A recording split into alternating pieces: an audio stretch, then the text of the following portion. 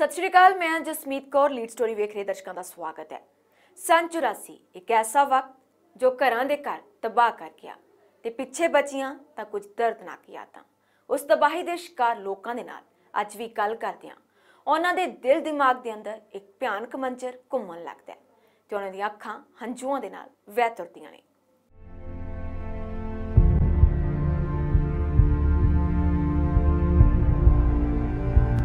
34 सालों तो एक दर्द इन्हां सीनियां दे विच दफन है। क्या मारा ही यहाँ से लेकर ये फाड़ दिए, कुल्हाड़ी मारी, फिर उन्होंने जलाया और मेरे भाई के हाथ पैर है बिल्कुल ऐसे जैसे सुअर को भूनते हैं ना, ऐसे कर दिया था तीनों भाइयों को। 34 सालों तो वो दर्दनाक पल इन्हां दियां अखां नम कर रहे ने। हमारा अंदर रोता है, अंदर जलता है। जब एक महीना आता है ना तो एक कलेजा फटता है हमारा। 34 सालों तो वो खौफनाक मंजर इन्हां दियां नज़रां सामने घूम रहे ने।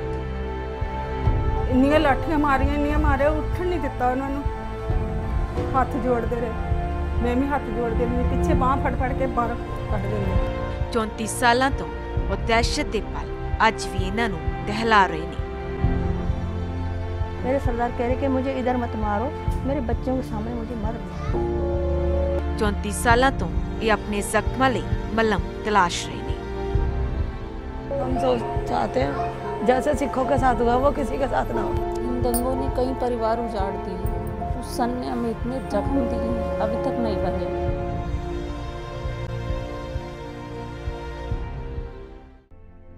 1984 ਇਹ ਸੁਣਦਿਆਂ ਹੀ ਕਈ ਲੋਕ ਅਜਿਹੇ ਨੇ ਜਿਨ੍ਹਾਂ ਦੀ ਰੂਹ ਕੰਬ ਜਾਂਦੀ ਹੈ।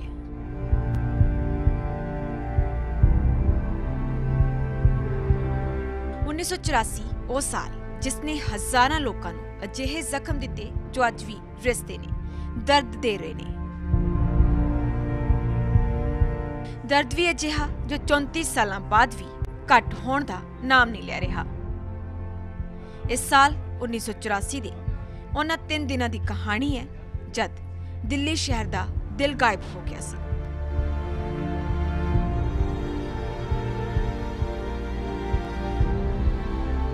ਇਹ 1 ਤੋਂ 3 ਨਵੰਬਰ 1984 ਦੀ ਕਹਾਣੀ ਹੈ।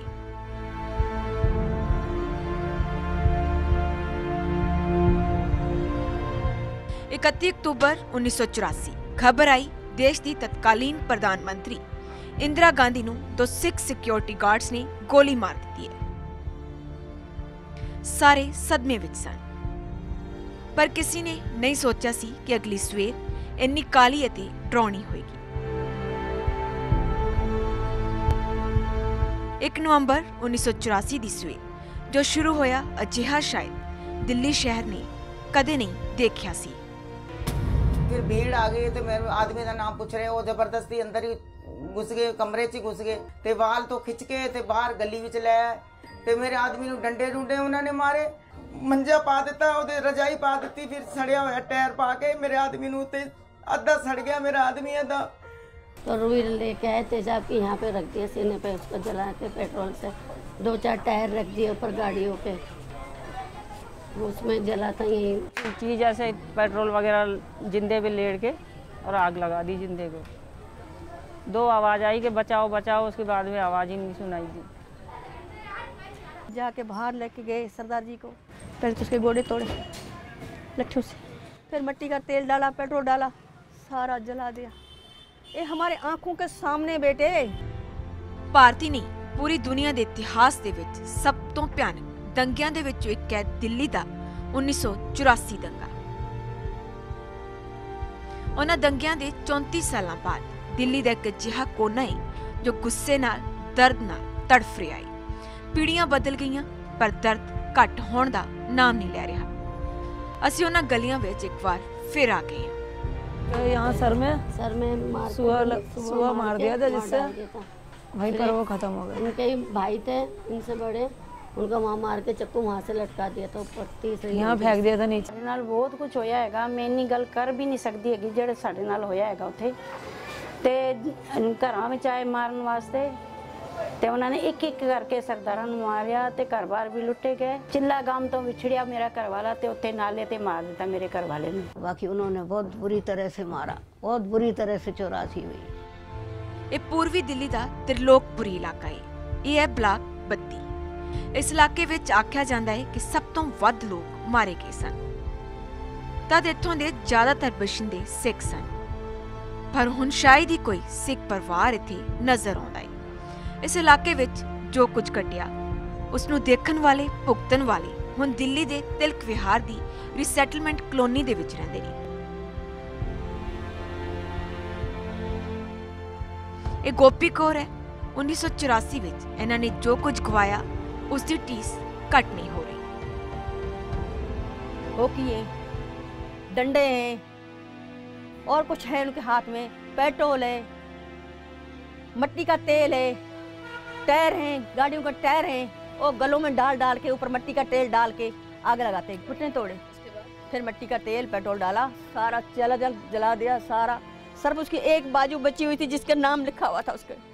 जब बच्चों ने पेश ना बेटे, जब हम और दिल देखते हैं, याद करते हैं ना, हमारा कलेजा फट जाता है।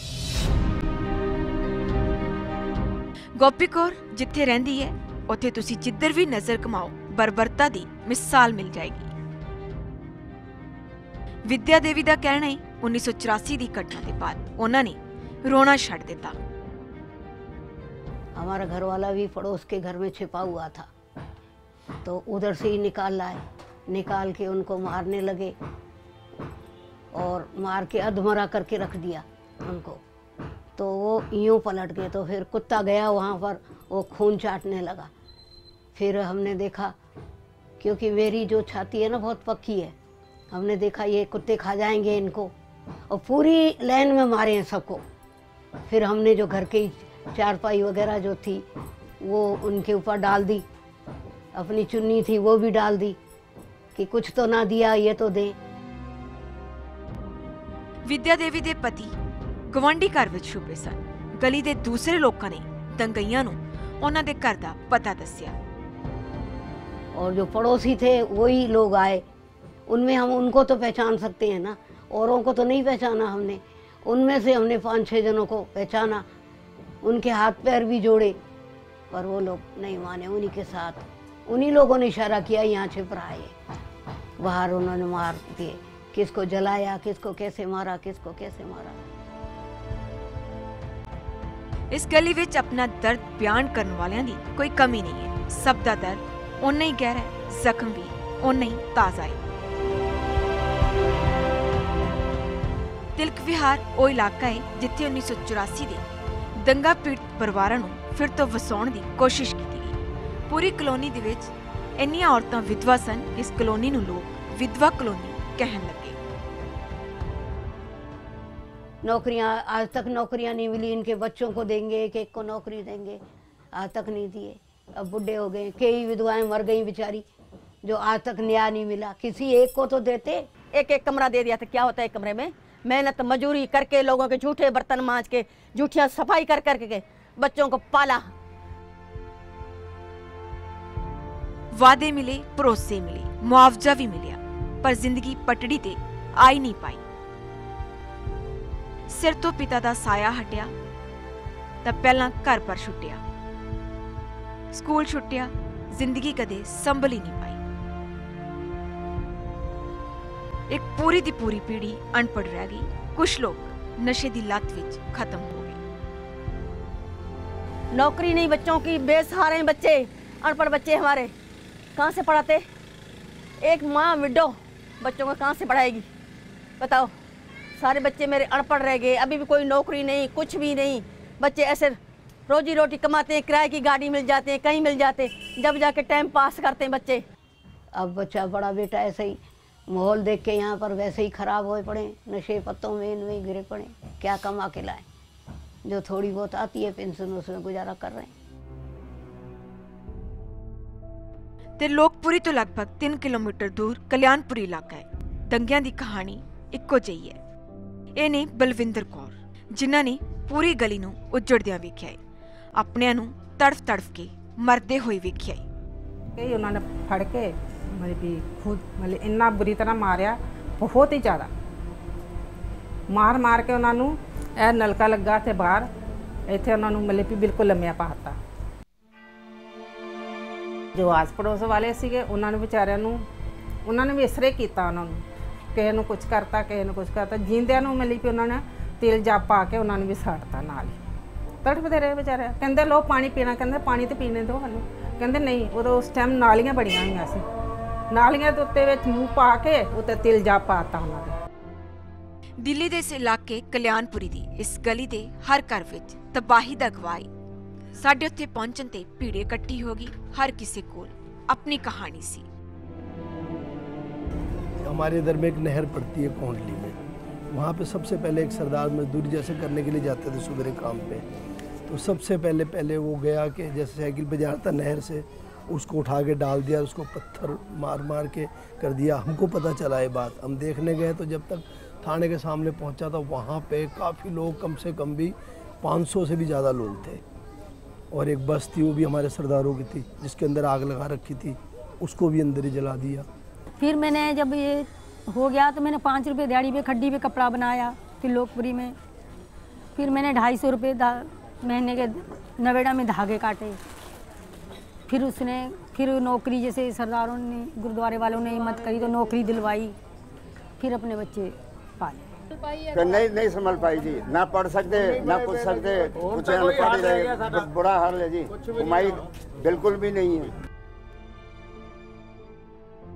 ਲੋਕ ਅੱਜ ਪੁੱਛ ਰਹੇ ਨੇ ਕਿ ਉਹਨਾਂ ਦਾ ਕਸੂਰ ਕੀ ਸੀ, ਉਹਨਾਂ ਨੂੰ ਅਜਿਹੀ ਸਜ਼ਾ ਕਿਉਂ ਮਿਲੀ। ਇਹ ਹੈ ਮਸ਼ਹੂਰ ਪੰਜਾਬੀ ਸਿੰਗਰ ਦਿਲਬਾਗ ਸਿੰਘ। ਜਦ ਅਸੀਂ ਇਹਨਾਂ ਨੂੰ ਮਿਲਣ ਪਹੁੰਚੇ ਤਾਂ ਇਹ ਲਾਈਵ ਸ਼ੋਅ ਦੀ ਤਿਆਰੀ ਕਰ ਰਹੇ ਸਨ। ਪਗੜੀ ਬੰਨ੍ਹਣਾ ਜੀ, ਪਗੜੀ ਸਰਦਾਰ ਦਾ ਕੌਨਫੀਡੈਂਸ ਹੁੰਦਾ ਹੈ। ਜੇ ਸਰਦਾਰ ਦੀ ਪੱਗ ਸਹੀ ਨਾ ਹੋਵੇ ਤੇ ਕੌਨਫੀਡੈਂਸ ਨਹੀਂ ਆਉਂਦਾ। ਜੋ ਲੋਕ ਇਹਨਾਂ ਦੇ ਗਾਣਿਆਂ ਤੇ ਨੱਚਦੇ ਨੇ, ਝੂਮਦੇ ਨੇ। ਦਿਲਬਾਗ ਦੇ ਹਾਲਤ ਹੁਣ ਬਿਹਤਰ ਨੇ, ਪਰ ਦਿਲਬਾਗ ਅਤੇ ਉਹਨਾਂ ਦੇ ਪਰਿਵਾਰ ਨੇ ਵੀ ਦੰਗਿਆਂ ਨੂੰ ਝੱਲਿਆ ਹੀ। जो मेरे ब्रदर थे वो तो मेरे सामने नहीं मारे, क्योंकि वो 16 साल के थे। उनको लगा कि उनको भी मार देंगे, तो जब भीड़ मॉब एंड तक हमारे घर में घुस आई, लूटपाट हुई, मेरे चाचा का सिर फाड़ दिया। उसको देख के मेरा भाई अपनी छत से टापा। 2 नवंबर मॉर्निंग में मेरी मम्मी मम्मी ने बाहर जाकर ढूंढा उसको, तो वो देखा कि उसके हाथ यूं थे मुंह पर और वो जला पड़ा था पूरा का पूरा, इतना इसका हिस्सा।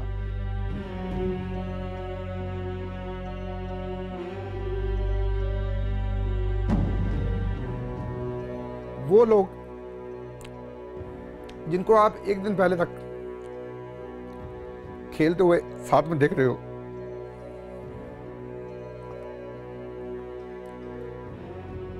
उनकी डेड बॉडियां पड़ी आपके सामने।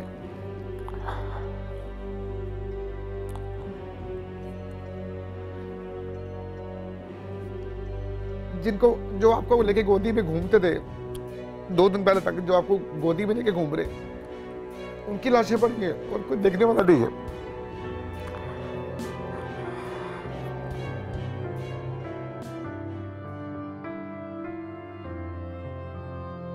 ਦਿਲਬਾਗ ਨੇ ਤਿਲਕ ਵਿਹਾਰ ਦਾ ਆਪਣਾ ਘਰ ਵੀ ਵਿਖਾਇਆ, ਜਿੱਥੇ ਉਹਨਾਂ ਦਾ बचपन बीत्या।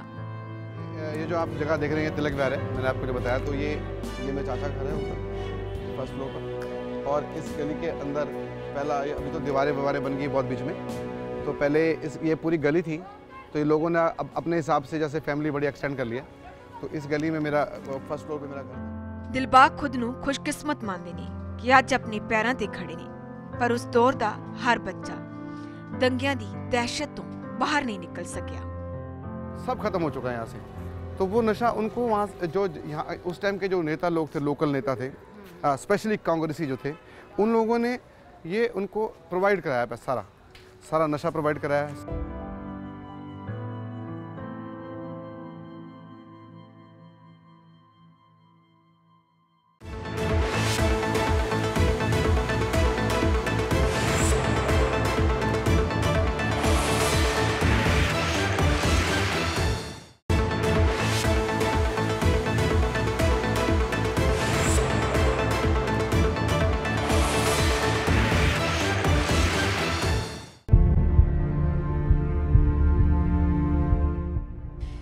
देश भर के ਅੱਡ-ਅੱਡ ਇਲਾਕਿਆਂ ਦੇ ਵਿੱਚ 1984 ਵਿੱਚ ਦੰਗੇ ਹੋਏ।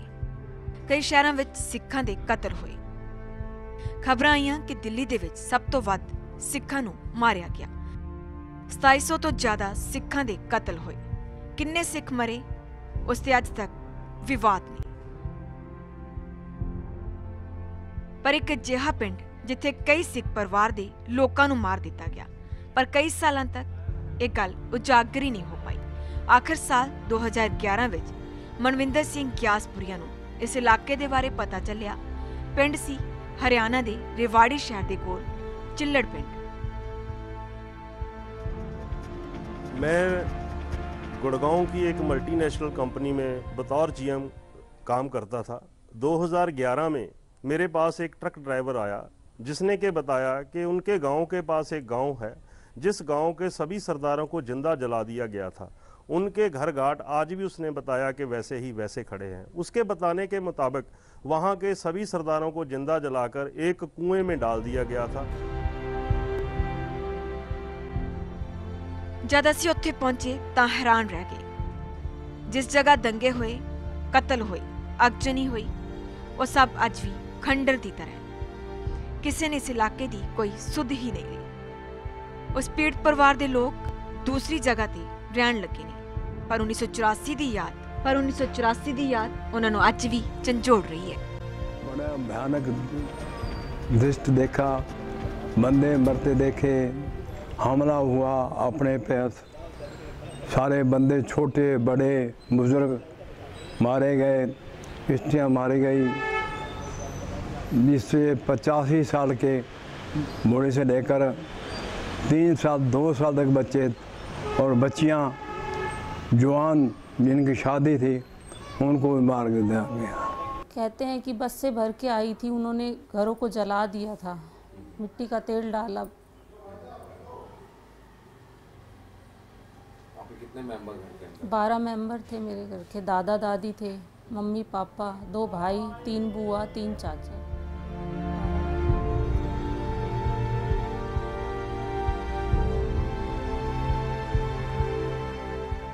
भला दिल्ली होवे जां हरियाणा दा छोटा जिहा पिंड चिल्लड़ जां देश दा कोई होर हिस्सा, सब पासियां तो 1984 दे 3 दिनां विच होईयां हत्यावां ते अज भी सवाल उठ रहे ने। हर पासे एक ही आवाज उठ रही है, न्याय दी मंग दी, क्योंकि कई लोग इसनूं दंगा नहीं कतलेआम ते नरसंहार मनदे।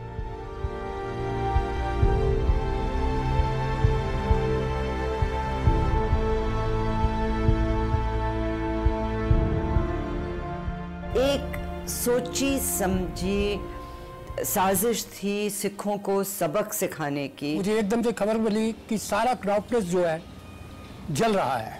ये देखिए, ये सब ऑफिस और दुकानें जो हैं सरदार लोगों की हैं। इतने में मेरे को खबर मिली कि नई दिल्ली स्टेशन के ऊपर एक ट्रेन आई है, उसके अंदर लाशें हैं और एक ट्रॉली के ऊपर 3-4 सरदारों की लाशें पड़ी हैं।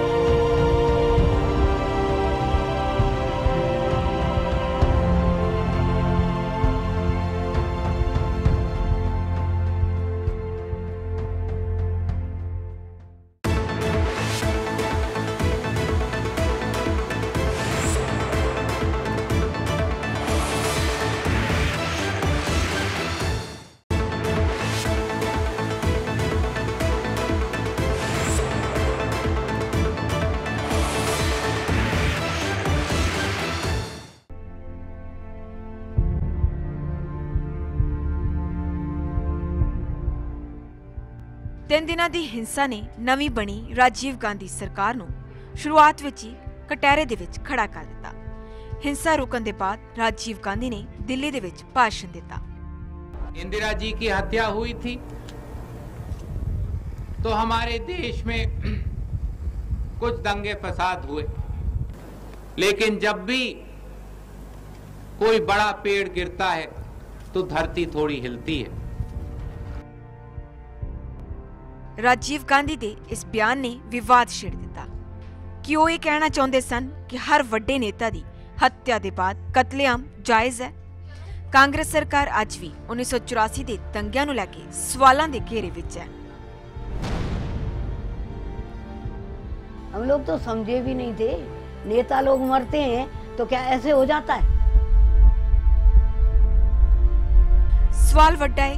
ਸਰਕਾਰ ਇਹ ਮੰਨਦੀ ਹੈ ਕਿ 1984 ਦੇ ਵਿੱਚ ਕਈ ਹਜ਼ਾਰ ਲੋਕ ਦਿਨ ਦਿਹਾੜੇ ਮਾਰੇ ਗਏ। ਕਿਸਨੇ ਮਾਰੇ, ਕਿਉਂ ਮਾਰੇ? ਇਸ ਸਵਾਲ ਦਾ ਜਵਾਬ ਹਾਲੇ ਤੱਕ ਨਹੀਂ ਮਿਲਿਆ।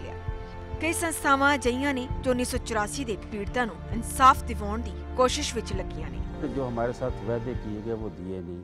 कई सालों के बाद एक मोदी जी की सरकार में 5 लाख दिया गया, वाजपेयी जी की सरकार में 3.5 लाख रुपए। हमारी ये कीमत नहीं है लाशों की। हमें इंसाफ मिल जाए ना तो शायद बहुत बड़ी बात होगी। हमारे जहन में दुख है कहीं ना कहीं, और वो लोग नहीं खड़े हुए, आज बेचारे बड़ी मुश्किल से खड़े हुए हैं। देखिए, सबसे पहली बात तो ये, जैसे मैंने आपको बताया कि SIT तो बनी है, मगर उस SIT पे आज 8-10 महीने हो गए हैं, उस SIT का तीसरा मेंबर ही अपॉइंट नहीं हुआ है। पहली जो SIT बनी थी उसने केस बंद कर दिए। मतलब हम लोग इशू को जो है गवर्नमेंट पर दबाव बनाने की कोशिश कर रहे हैं, सरकार पर लगातार दबाव बनाने की कोशिश कर रहे हैं कि लोगों को इंसाफ मिल सके। ਸਾਲ 2009 ਦੇ ਵਿੱਚ ਕਾਂਗਰਸ ਦੀ ਇੱਕ ਪ੍ਰੈਸ ਕਾਨਫਰੰਸ ਦੇ ਵਿੱਚ ਜੁੱਤਾ ਸੁੱਟ ਕੇ ਸਿੱਖ ਵਿਰੋਧੀ ਹਿੰਸਾ ਦੇ ਵੱਲ ਧਿਆਨ ਖਿੱਚਣ ਵਾਲੇ ਪੱਤਰਕਾਰ ਜਰਨੈਲ ਸਿੰਘ ਨੇ ਤਦ ਇਸ ਮੁੱਦੇ ਨੂੰ ਇੱਕ ਵਾਰ ਫਿਰ ਜਗਾਇਆ, ਪਰ ਉਹ ਵੀ ਹੁਣ ਤੱਕ ਇਨਸਾਫ ਦਾ ਇੰਤਜ਼ਾਰ ਕਰ ਰਹੇ ਨੇ। मैं उनको जूता मारना नहीं चाहता था, लेकिन मैं जूता फेंक कर एक प्रोटेस्ट करना चाहता था, एक सांकेतिक विरोध दर्ज करना चाहता था कि आप अन्याय कर रहे हैं, न केवल अन्याय कर रहे हैं बल्कि आप उसको डिफेंड कर रहे हैं, और अगर आपसे सवाल पूछा जा रहा है तो आप उसको दबाना चाहते हैं। तो हम दबने वाले नहीं हैं। मैं चाहता था कि ये इतिहास जाने कि 1984 में एक कत्लेआम हुआ, जो सरकारी कत्लेआम था, जो नस्लकुशी थी, वो हुई, हजारों लोग मारे गए, न्याय नहीं हुआ। ਕਾਂਗਰਸ ਪਾਰਟੀ ਦੇ ਕਈ ਵੱਡੇ ਲੀਡਰਾਂ ਤੇ ਆਰੋਪ ਲੱਗੇ ਕਿ ਦੰਗੇ ਨਹੀਂ ਸਨ, ਯੋਜਨਾਬੱਧ ਤਰੀਕਿਆਂ ਦੇ ਨਾਲ ਕੀਤੀ ਗਈ ਹਿੰਸਾ ਸੀ, ਜਿਨ੍ਹਾਂ ਦਾ ਨਿਸ਼ਾਨਾ ਬਣੇ ਸਿੱਖ ਸਮੁਦਾਇ ਦੇ ਲੋਕ।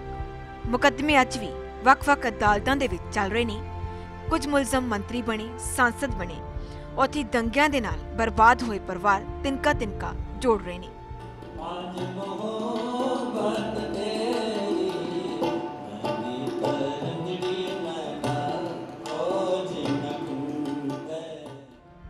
ਦਿੱਲੀ ਦੇ ਗੁਰਦੁਆਰਾ ਰਕਾਬਗੰਜ ਸਾਹਿਬ ਵਿੱਚ ਇਹਨਾਂ ਬੇਗੁਨਾਹਾਂ ਦੀ ਯਾਦ ਦੇ ਵਿੱਚ ਇੱਕ ਮੈਮੋਰੀਅਲ ਬਣਾਇਆ ਗਿਆ ਹੈ, ਜਿਸ ਨੂੰ ਸੱਚ ਦੀ ਦੀਵਾਰ ਆਖਿਆ ਜਾਂਦਾ ਹੈ।